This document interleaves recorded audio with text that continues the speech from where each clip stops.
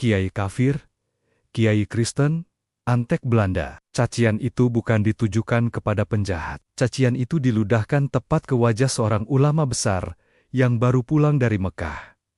Bayangkan, surau tempat ia salat dirobohkan, rata dengan tanah. Rumahnya dilempari batu. Santrinya ditarik paksa pulang. Hanya karena satu alasan sepele yang tak masuk akal.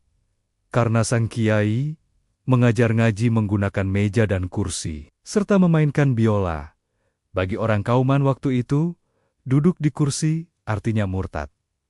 Memegang biola artinya temannya setan. Siapakah kiai yang dimusuhi satu kampung ini? Dan bagaimana air mata serta darahnya kini melahirkan jutaan sekolah di seluruh Indonesia? Siapkan hati Anda. Kisah ini akan membuat kita malu.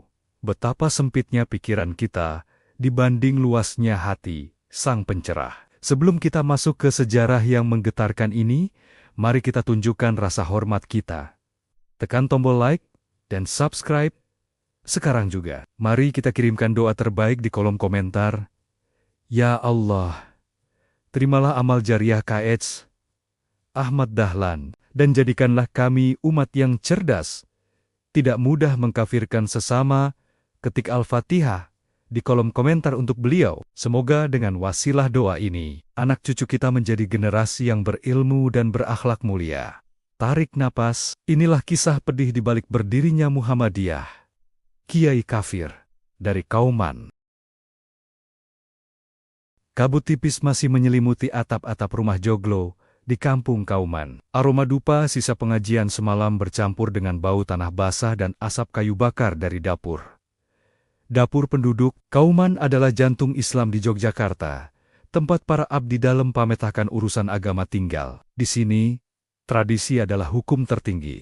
Agama dijalankan dengan pakem yang kaku, sekeras batu karang yang tak boleh terkikis oleh zaman. Di sebuah langgar surau kecil bernama Langgar Kidul, suasana pagi itu terasa berbeda. Biasanya, pengajian dilakukan dengan metode sorogan atau bandongan, di mana santri duduk bersila di lantai, menunduk takzim, sementara sang kiai membacakan kitab kuning tanpa banyak tanya jawab. Santri hanya mendengar, mencatat dalam hati, dan patuh. Namun, pagi itu, KH Ahmad Dahlan yang baru pulang dari ibadah haji keduanya dan persinggahannya di Timur Tengah, melakukan sesuatu yang dianggap gila oleh standar Kauman. Di ruang tamu rumahnya yang sempit, Dahlan tidak menggelar tikar pandan. Sebaliknya, ia menyeret beberapa bangku kayu panjang dan meja tulis kasar yang ia buat sendiri. Ia menyusunnya berbaris, persis seperti ruang kelas di sekolah-sekolah Belanda quick school, yang sering ia amati dari kejauhan. Para santri cilik yang datang, anak-anak tetangga yang masih ingusan dan berbaju lurik lusuh, berdiri termangu di ambang pintu. Mereka bingung. Masuklah, Lena. Jangan takut, sapa Dahlan lembut. Wajahnya teduh, dihiasi senyum yang menenangkan, meski sorot matanya menyiratkan api pembaruan yang menyala-nyala. Duduk di mana, Kiai? Tikarnya belum digelar? Tanya Jazuli, salah satu santri yang paling tua, dengan polos. Hari ini, kita tidak duduk di tikar, kita duduk di kursi. Bukumu taruh di meja, jawab Dahlan, sambil menepuk sandaran kursi kayu itu. Mata Jazuli terbelalak. Di Jawa, apalagi di lingkungan santri, duduk di atas kursi di hadapan guru adalah ketidaksopanan. Posisi murid harus lebih rendah dari guru. Selain itu, meja dan kursi adalah simbol londo Belanda, simbol penjajah, simbol orang kafir. Tapi, Kiai, ini kan cara orang londo. Nanti kami kualat, bisik santri lain ketakutan. Dahlan tersenyum, ia berjongkok menyamakan tingginya dengan anak-anak itu. Dengar, kursi ini hanyalah kayu, meja ini hanyalah papan. Mereka tidak punya agama. Yang punya agama itu manusianya. Orang Belanda pintar membuat kursi supaya punggung tidak bungkuk saat menulis. Kenapa kita tidak boleh meniru cara yang baik? Apakah kalau kita duduk di kursi, iman kita luntur? Tidak kan? Dengan ragu-ragu, anak-anak itu mulai duduk. Rasanya aneh, kaki mereka menggantung. Namun, saat Dahlan mulai mengeluarkan papan tulis hitam blackboard dan kapur tulis, keanehan itu berubah menjadi kekaguman. Dahlan menulis huruf Arab dan Latin berdampingan di papan tulis. Abata, ABC. Islam itu agama yang berpikir, kata Dahlan sambil menulis. Kalian tidak hanya harus pintar mengaji Al-Quran, tapi juga harus pintar berhitung, pintar ilmu bumi, pintar membaca huruf Latin. Supaya apa? Supaya umat Islam tidak terus-terusan dibodohi penjajah. Suara kapur yang berdecit di papan tulis itu terdengar nyaring hingga ke jalanan depan rumah. Beberapa orang tua yang lewat berhenti. Mereka mengintip dari celah jendela. Wajah mereka merah padam. Bisik-bisik mulai terdengar, menyebar seperti racun di aliran darah kampung Kauman. Lihat itu, si Darwis, nama kecil Ahmad Dahlan, sudah gila. Bisik seorang tetangga pada temannya. Dia meniru sekolah Kristen. Dia pakai meja kursi. Dia menulis huruf Latin. Hurufnya orang kafir. Jangan-jangan dia sudah murtad di Mekah sana. Kabar itu menyebar lebih cepat dari api. Siang harinya, saat Dahlan berjalan menuju Masjid Gede Kauman untuk salat zuhur, ia merasakan tatapan-tatapan asing. Tatapan yang biasanya penuh hormat pada seorang anak kiai penghulu, kini berubah menjadi tatapan curiga dan sinis. Seorang kiai sepuh, Kiai Mustafa, mencegatnya di gerbang masjid. Dahlan, panggilnya dingin. Aku dengar kau membuka sekolah di rumahmu. Sekolah ala Belanda, saya mengajarkan ilmu agama dan ilmu umum. Kiai, jawab Dahlan santun, menundukkan kepala tanda hormat. Dengan meja dan kursi, dengan papan tulis, desak Kiai Mustafa. Inggih, Kiai, agar anak-anak nyaman menulisnya. Kiai Mustafa mendengus, meludah ke tanah. Itu tasyabuh, menyerupai suatu kaum. Barang siapa menyerupai suatu kaum, maka dia termasuk golongan mereka. Kau mau menjadikan anak-anak Kauman jadi Kristen? Kau mau memasukkan budaya kafir ke tanah suci ini? Kiai, Dahlan mencoba menjelaskan dengan lembut. Nabi tidak pernah melarang kita menggunakan alat yang memudahkan. Jika orang kafir membuat sendok, apa kita haram makan pakai sendok? Kursi hanya alat. Cukup, bentak Kiai Mustafa. Jangan memutarbalikkan lidahmu dengan logika. Agama itu itiba mengikuti, bukan akal-akalan. Hati-hati kau Dahlan. Jangan sampai sorbanmu putih, tapi hatimu sudah jadi londo. Dahlan terdiam. Ia melanjutkan langkahnya masuk ke masjid dengan hati perih. Ia tahu, meja dan kursi kayu di ruang tamunya hanyalah awal dari badai besar yang akan menghantam hidupnya. Matahari Yogyakarta bersinar terik.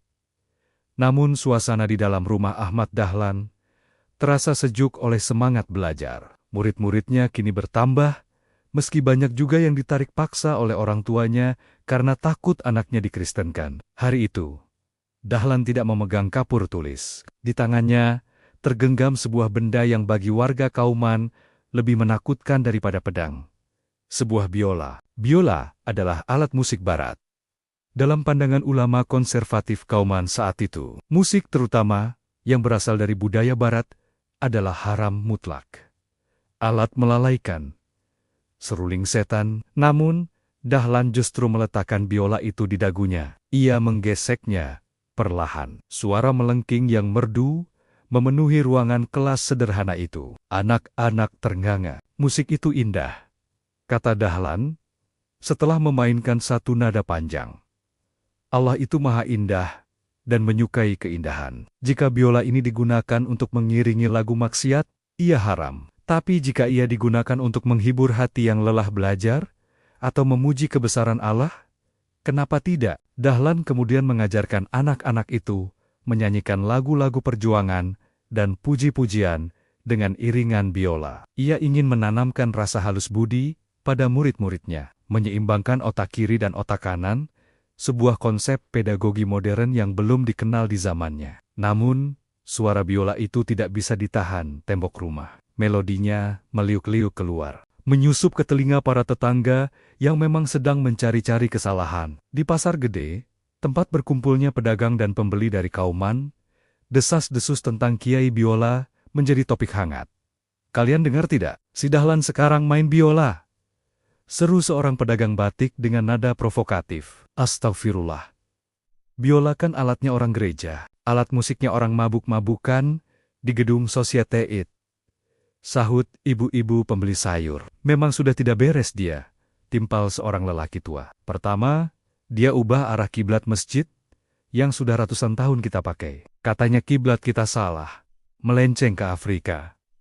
Sekarang dia bawa meja kursi, lalu sekarang main biola. Fix, dia itu kiai Kristen, dia itu antek Belanda yang disusupkan untuk merusak Islam dari dalam. Istilah kiai Kristen dan kiai kafir mulai didengungkan.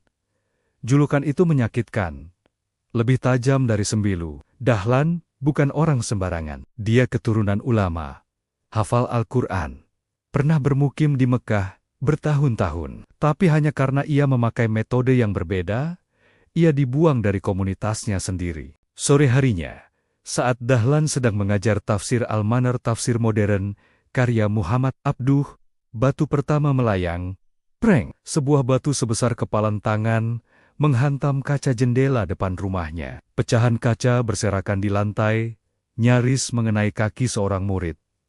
Anak-anak menjerit ketakutan. "Kiai kafir, keluar kau!" Teriakan massa terdengar dari luar pagar. Dahlan memberi isyarat agar murid-muridnya tenang dan mundur ke ruang belakang. Istrinya, Siti Walidah, Nyai Ahmad Dahlan, datang dengan wajah pucat sambil menggendong anak mereka yang masih bayi. "Kiai, mereka marah," bisik Walidah. Dahlan menarik napas panjang, berzikir, "La haula wala quwata illa billah." Ia merapikan jubahnya, lalu berjalan menuju pintu depan, bukan untuk lari, tapi untuk menghadapi umatnya sendiri. Begitu pintu dibuka, Dahlan melihat puluhan orang tetangganya sendiri. Orang-orang yang dulu ia sapa setiap pagi, kini menatapnya dengan nyalang.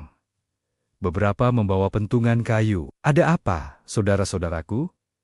tanya Dahlan lembut, tanpa nada permusuhan. "Jangan panggil kami saudara," teriak seorang pemuda. "Kau bukan saudara kami lagi. Kau sudah memasukkan budaya kafir ke Kauman.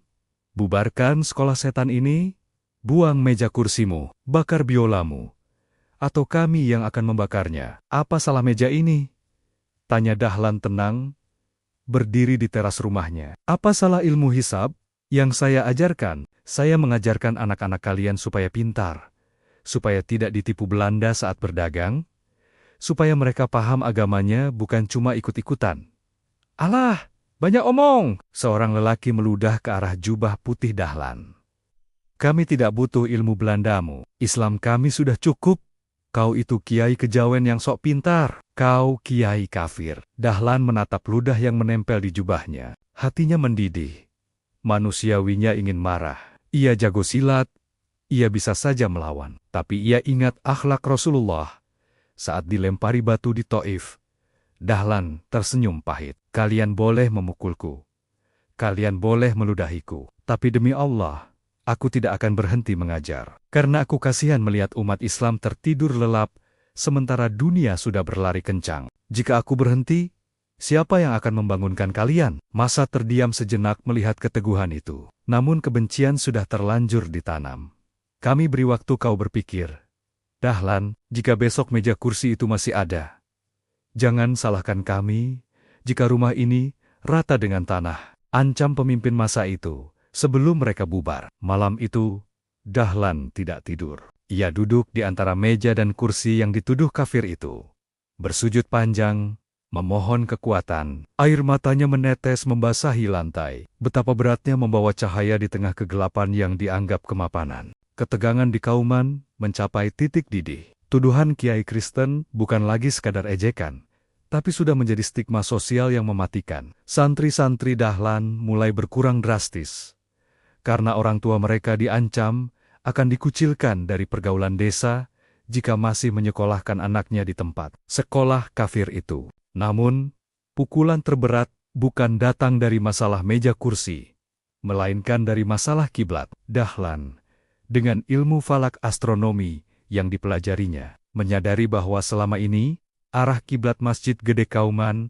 dan masjid-masjid di Yogyakarta tidak lurus ke Ka'bah, melainkan lurus ke Afrika. Ia mencoba membetulkannya dengan membuat garis saf baru di langgar kidul miliknya. Bagi kiai penghulu otoritas agama resmi keraton dan para ulama tua, tindakan Dahlan ini dianggap pembangkangan luar biasa. Merubah kiblat Masjid Keraton sama saja mengatakan bahwa para ulama terdahulu dan sultan itu salah dan bodoh.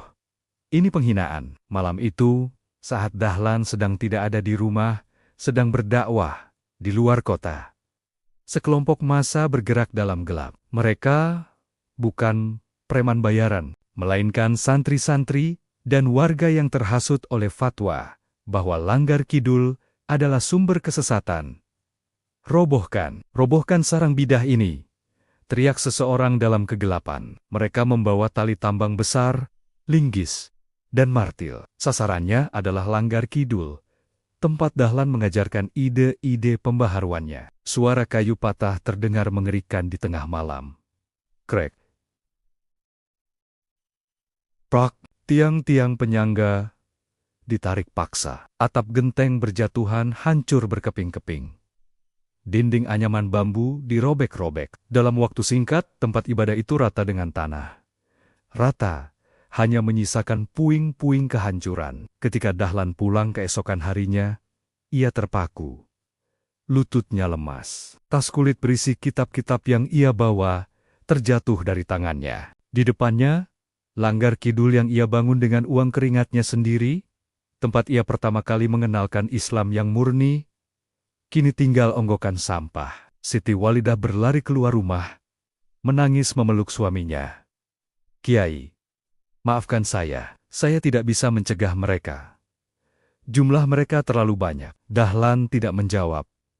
Wajahnya pucat pasi, matanya menatap kosong ke arah reruntuhan. Sakit sekali rasanya. Bukan karena kerugian materi, tapi karena rasa sakit ditolak oleh saudara seiman dengan cara sekeji ini. "Mereka menghancurkan rumah Allah," bisik Dahlan lirih, suaranya bergetar. "Hanya karena aku ingin meluruskan kiblat, hanya karena aku ingin anak-anak belajar di meja." "Kiai sabar," bisik Walidah. "Sabar ada batasnya, Bu," potong Dahlan dengan nada putus asa yang jarang ia tunjukkan. "Aku sudah tidak kuat. Jika Kauman tidak menginginkanku, aku akan pergi. Aku akan bawa kamu dan anak-anak pindah. Mungkin ke Jakarta, atau kembali ke Mekah.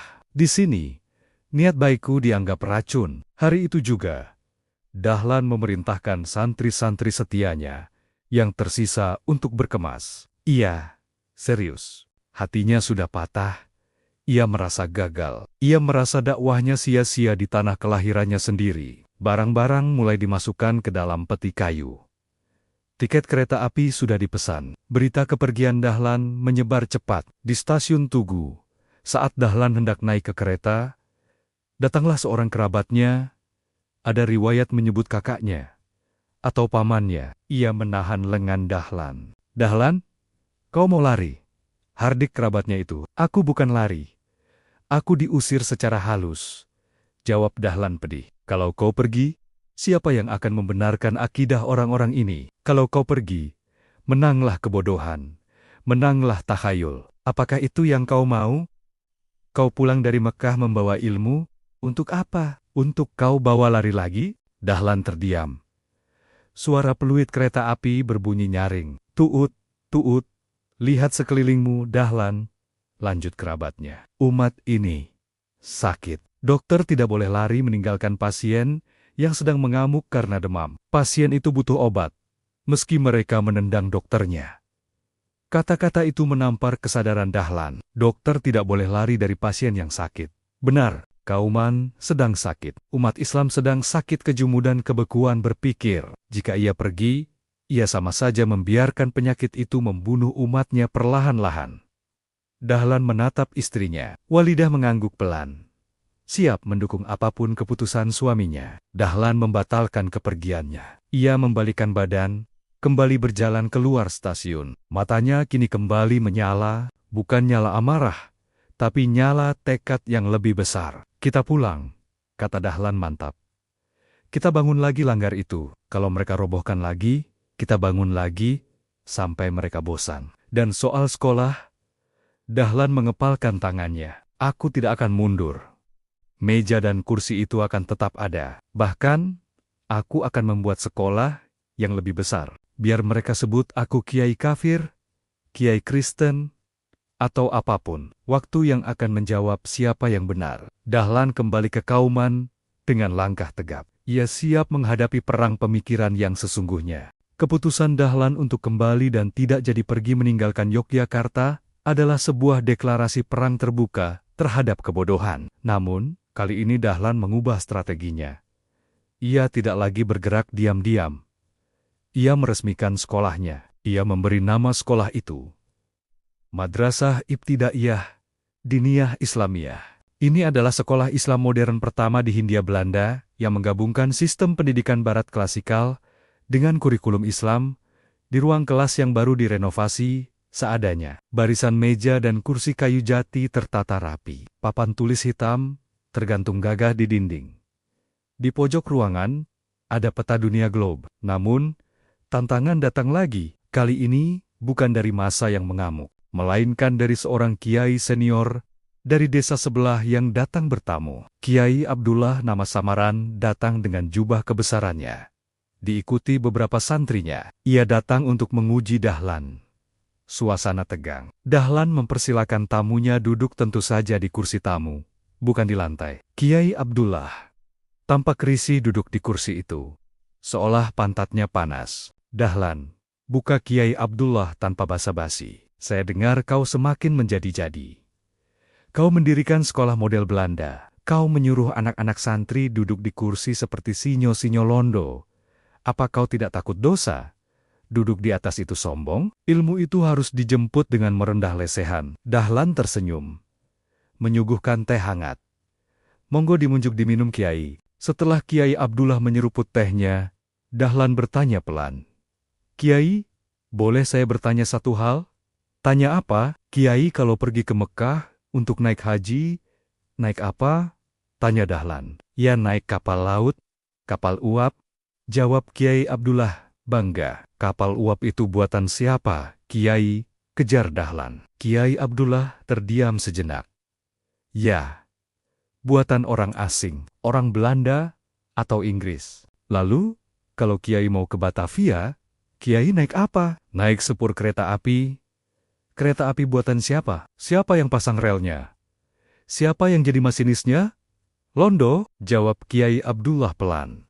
Mulai mengerti arah pembicaraan. Dahlan menatap tajam, namun lembut. Nah, Kiai, kalau kapal uap buatan kafir, boleh dipakai untuk mengantar Kiai ke Tanah Suci, melaksanakan rukun Islam. Dan kereta api buatan kafir, boleh dipakai untuk silaturahmi. Kenapa meja dan kursi buatan saya ini dibilang haram untuk menuntut ilmu Allah? Kiai Abdullah terdiam 1000 bahasa. Logika Dahlan tak terbantahkan. Sederhana, menohok, tapi benar. Kiai, lanjut Dahlan, Islam itu bukan tentang Arab atau Jawa. Bukan tentang duduk di lantai atau di kursi. Islam itu tentang isinya. Apakah dengan duduk di kursi hafalan Quran, anak-anak hilang? Tidak.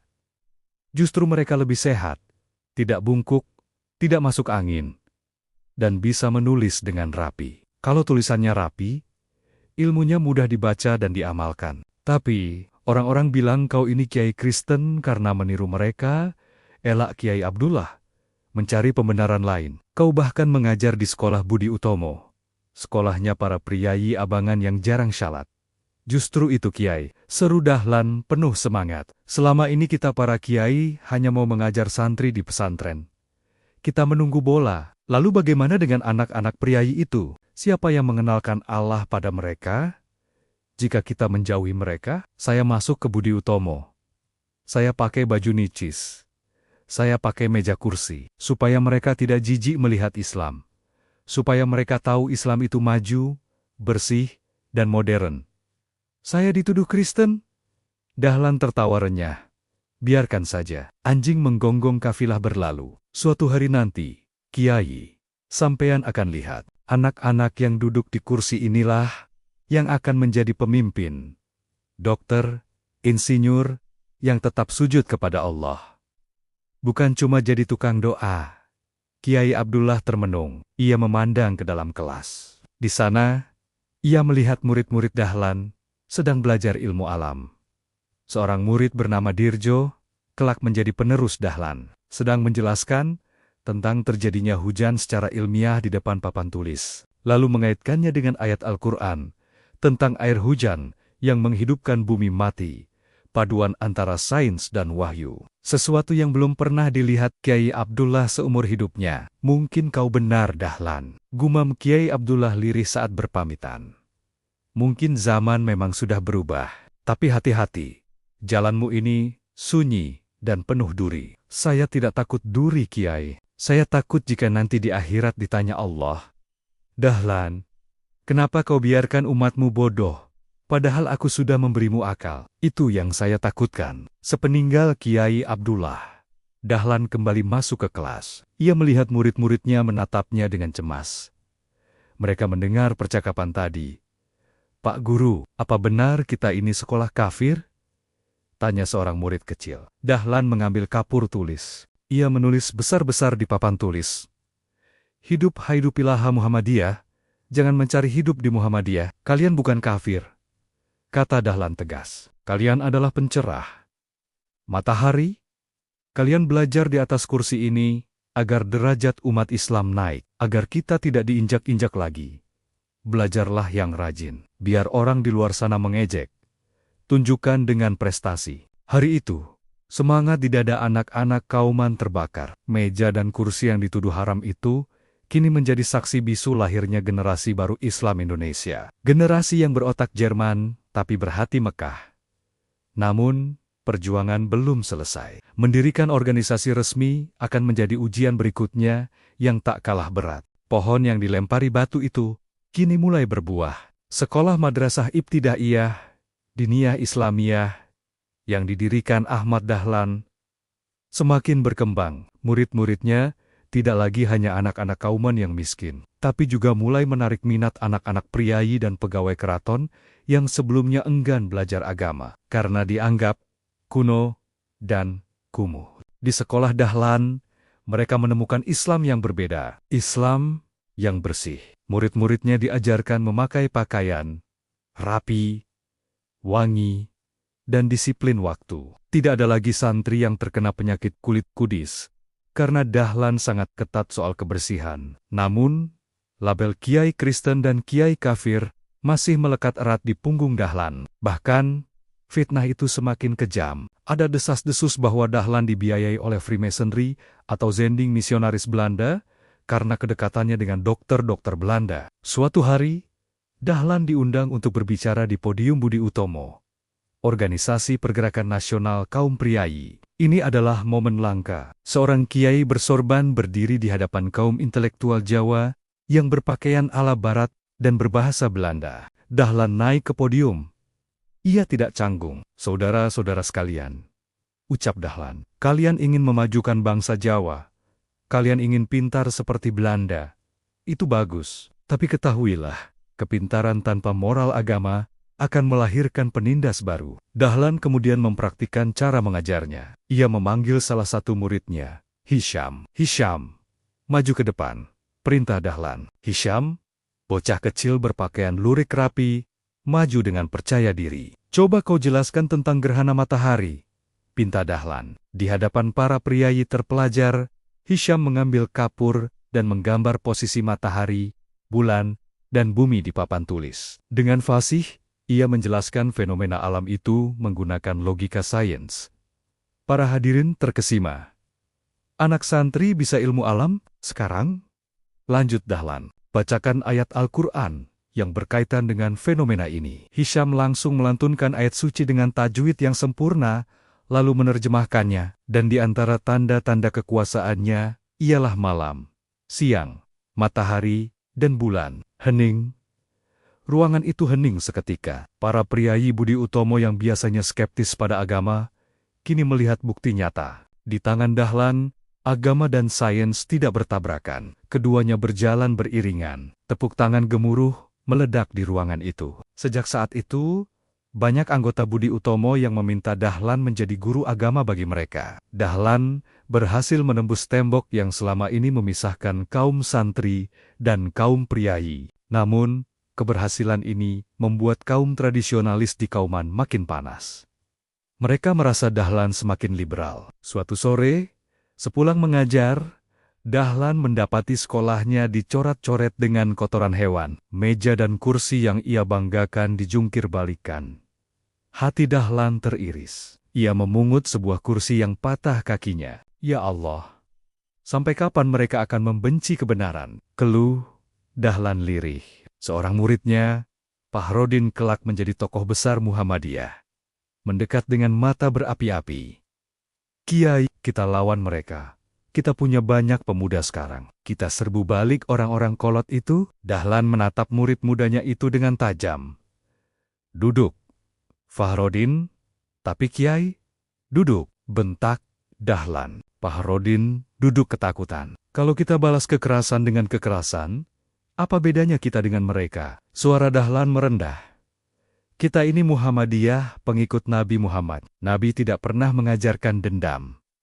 Dahlan memegang bahu Fahrudin. Dendam tidak akan menyelesaikan masalah. Yang bisa melawan kebodohan hanyalah pendidikan. Kita perbaiki kursi ini. Kita beli meja baru. Kita buat organisasi yang kuat. Organisasi yang berbadan hukum, agar sekolah kita tidak bisa dibubarkan sembarangan. Organisasi, Kiai? Ya. Kita tidak bisa berjuang sendirian selamanya. Kalau aku mati, siapa yang meneruskan? Harus ada wadah. Wadah yang menampung semangat pembaharuan ini selamanya. Malam itu, di bawah temaram lampu minyak, Dahlan mengumpulkan murid-murid setianya dan para kerabat yang mendukungnya. Mereka merumuskan sebuah perkumpulan. Kita namakan apa perkumpulan ini? Kiai, tanya Haji Sujak. Dahlan terdiam sejenak, melakukan salat istikharah singkat dalam hatinya. Ia teringat nama Nabi yang sangat ia cintai. Kita namakan Muhammadiyah. Ucap Dahlan mantap. Artinya, pengikut Nabi Muhammad. Harapanku, siapa saja yang masuk ke organisasi ini, perilakunya, pikirannya, dan hatinya benar-benar mencontoh Kanjeng Nabi. Bukan Islam keturunan, tapi Islam yang sebenar-benarnya. Pada tanggal 18 November 1912, 8 Zulhijjah 1330 hari, lahirlah bayi bernama Muhammadiyah. Bayi yang lahir dari rahim penderitaan, caci maki, tuduhan kafir, dan puing-puing langgar yang dirobohkan. Dahlan tidak tahu bahwa bayi yang ia lahirkan malam itu kelak akan menjadi raksasa yang memiliki ribuan sekolah, rumah sakit, dan universitas di seluruh negeri. Yang ia tahu saat itu hanyalah ia harus menyelamatkan umat, meski harus berdarah-darah. 13 tahun telah berlalu sejak geger pertama meja dan kursi kafir di Kauman. Wajah Yogyakarta telah berubah. Di mana-mana, sekolah-sekolah Muhammadiyah berdiri tegak. Anak-anak perempuan yang dulunya dilarang keluar rumah, kini berbondong-bondong bersekolah di Aisyah. Rumah sakit untuk kaum pribumi miskin, PKO penolong kesengsaraan umum, telah berdiri, melayani siapa saja, tanpa memandang agama. Namun, fisik sang pencerah, Kiai H. Ahmad Dahlan, mulai digerogoti penyakit. Tubuhnya kurus kering, wajahnya cekung. Ia terbaring lemah di tempat tidur sederhana. Dokter menyarankannya untuk istirahat total. Kiai, istirahatlah, jangan memikirkan umat dulu, kata dokter Belanda yang merawatnya dengan penuh hormat. Dulu, dokter-dokter ini memandangnya sebelah mata, kini mereka menunduk takzim pada kearifannya. Dahlan tersenyum lemah. Bagaimana aku bisa istirahat, dokter? Di luar sana, masih banyak orang yang belum paham agama. Masih banyak anak yatim yang terlantar. Dalam sakitnya, ingatan Dahlan melayang ke masa lalu. Ia teringat saat-saat paling pahit ketika ia diteriaki kiai kafir. Ia teringat wajah-wajah marah tetangganya. Ajaibnya, wajah-wajah marah itu kini telah berubah. Sore itu, beberapa tamu datang menjenguk. Salah satunya adalah Kiai Mustafa, ulama sepuh yang dulu paling keras menentangnya, yang dulu menyebut meja kursi itu haram. Kiai Mustafa masuk dengan langkah tertatih. Ia duduk di kursi di kursi di samping ranjang Dahlan. Matanya berkaca-kaca. Dahlan. Suara Kiai Mustafa parau. Kiai Mustafa, Sugeng rawuh, selamat datang, sapa Dahlan. Mencoba bangun tapi tak kuat. Kiai Mustafa memegang tangan Dahlan erat-erat. Air mata menetes di pipi keriputnya. Maafkan aku, Dahlan. Maafkan kebodohanku dulu. Tidak ada yang perlu dimaafkan, Kiai. Sampean guru saya. jawab Dahlan tulus. Dulu aku menuduhmu kafir karena meja kursi. Aku menuduhmu antek Belanda. Ishak Kiai Mustafa. Tapi sekarang aku lihat anak-anak didikanmu lah yang paling rajin salat di masjid. Dokter-dokter lulusan sekolahmu lah yang mengobati warga miskin tanpa bayar. Kau benar, Dahlan. Kau benar. Islam harus maju. Kalau tidak ada kau, mungkin Islam di Jogja ini sudah mati di telan zaman.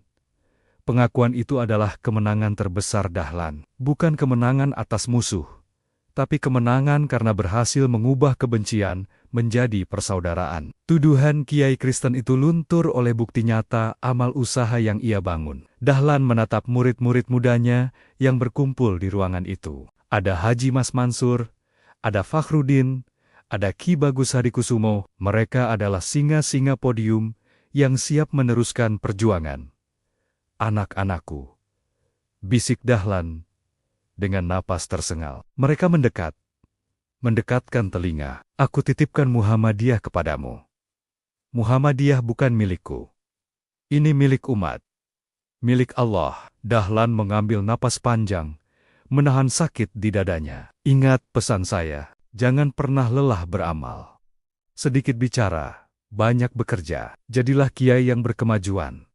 Jangan jadi buih di lautan. Islam itu bukan hanya di masjid, tapi juga di sekolah, di rumah sakit, di panti asuhan, di pasar, dan satu lagi. Dahlan menatap langit-langit kamar. Jangan lagi bertengkar soal kulit hal sepele.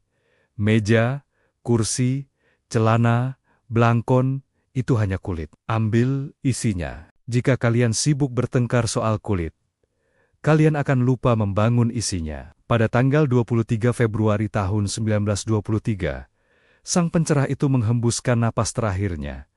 Yogyakarta berduka. Ribuan orang membanjiri Kauman. Bukan untuk mendemo, tapi untuk mengantar jenazah sang pembaharu. Di antara para pelayat, terlihat orang-orang yang dulu melempari rumahnya dengan batu, kini menangis paling keras merasa kehilangan. Kiai Ahmad Dahlan pergi, tapi kursi dan meja yang ia perjuangkan tetap ada. Dari meja-meja itulah lahir para pahlawan bangsa, Jenderal Sudirman, Ir, Juanda, hingga Buya Hamka. Tuduhan Kiai kafir itu lenyap di telan sejarah, digantikan oleh gelar pahlawan nasional dan Bapak Pembaharu Islam Indonesia.